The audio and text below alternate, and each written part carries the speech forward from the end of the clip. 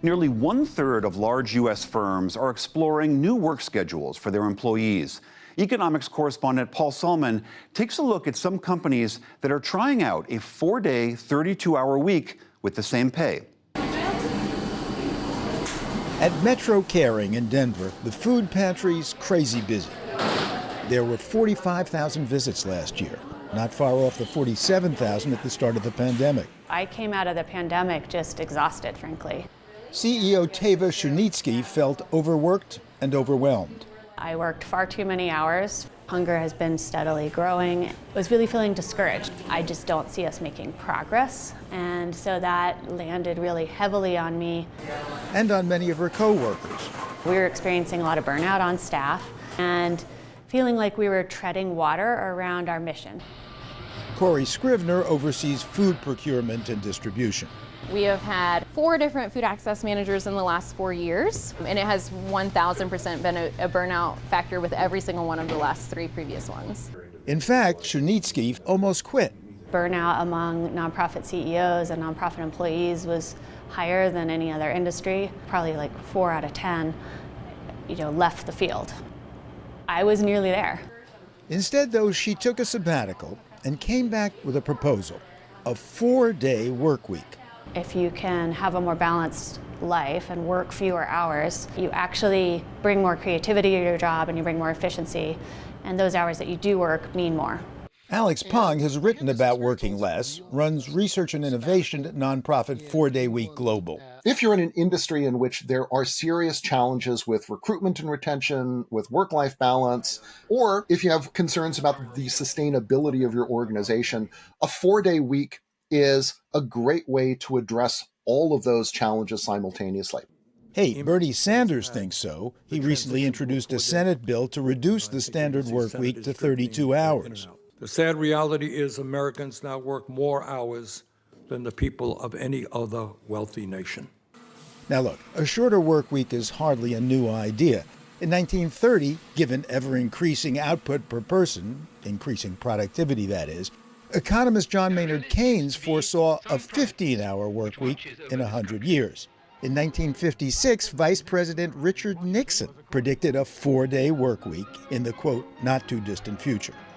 That future is yet to arrive, but thanks perhaps to COVID, companies have begun to shift. The pandemic had forced a lot of companies to change how they had worked, and so they were more open to the idea of playing around with work time. As were workers. We all realize our own mortality. Stanford's Nicholas Bloom. More than 1 million Americans have died. You should, enjoy life while you're here. Work from home has been such a bonanza. So I've talked to, hundreds, thousands of managers, employees, and they're kind of like, why didn't we do this earlier? And so as soon as you start thinking like that, you think, well, what else is there? And other things like, the 4-day week, a whole bunch of changes come into play. Metro Caring's pilot began in late summer. The staff worked Monday through Thursday, took Fridays off. 32 hours of work, same pay. There's definitely a learning curve, right? Like, it doesn't just happen like you're just like, oh, I'm going to be efficient. To get their work done in 8 fewer hours, employees turned off computer alerts, reorganized their time. A lot of those have been around meetings and emails, not responding right away, but setting aside concentrated blocks, and how to make meetings that are normally an hour into 15 minutes. A shortened week increases focus, says Gray Miller. If I have to be here Monday through Friday, I am much more likely to take that half an hour sitting and drinking coffee or that 15 minutes stepping outside for a cigarette. Integrity Pro Roofing also tried a 4-day week. There are so many tangible, tactical ways that you can give your team back that additional 8 hours of time.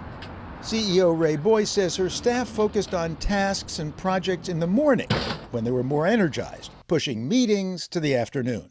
The average knowledge worker loses about 2 hours of productive time per day to overly long meetings, to poorly used technology or outmoded processes. So in a sense, for a lot of us, the 4-day week is already here. We're just spending a full day in the office sitting around in meetings, wondering who's going to change the toner cartridge or talking about the football game.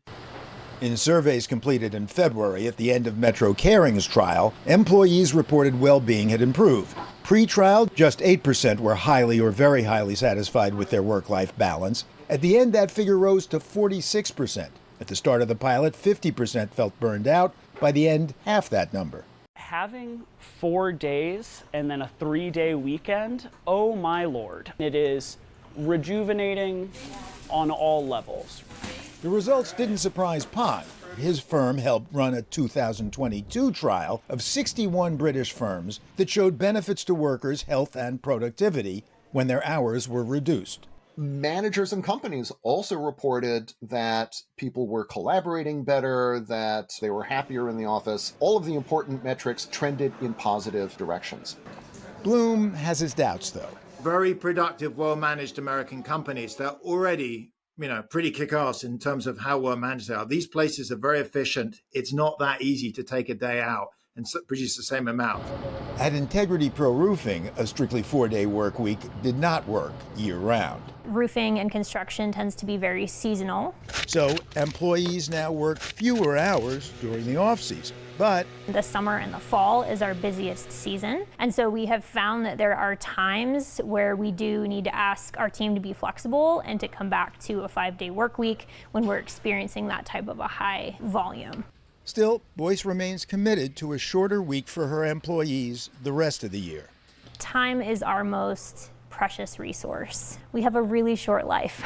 So if there's any ways that we could give them some additional time, that's really what we wanted to focus on. At Metro Caring, the 4-day work week created some problems of its own. We rely on donations and foundations and grant funding to be able to exist in the way that we do.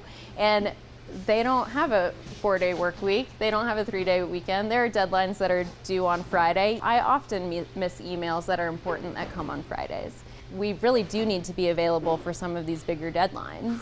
As a result, CEO Chernitsky still has to put in hours on Fridays. I don't know that all of us are to 32 hours yet. I think, some of us, at least on some weeks, are at 35 hours. But frankly, 35 hours is way better than the 50 hours I was working prior to this trial. Metro Caring plans to make the shorter work week permanent, even as they work out the details. It may not be exactly like we've done the trial, right? Like maybe we go to a 35-hour work week, or maybe we look at a little bit more flexibility. Different schedules, perhaps. Maybe it looks like one team works a different set of days than another team. And that flexibility may help with retention. Corey Scrivener thinks she'll last longer than her 3 predecessors. I'm feeling really good. I'm not leaving. I broke the curse. Scrivener bucked the burnout trend, she says, thanks in part to the 4-day work week. For the PBS NewsHour, Paul Salman.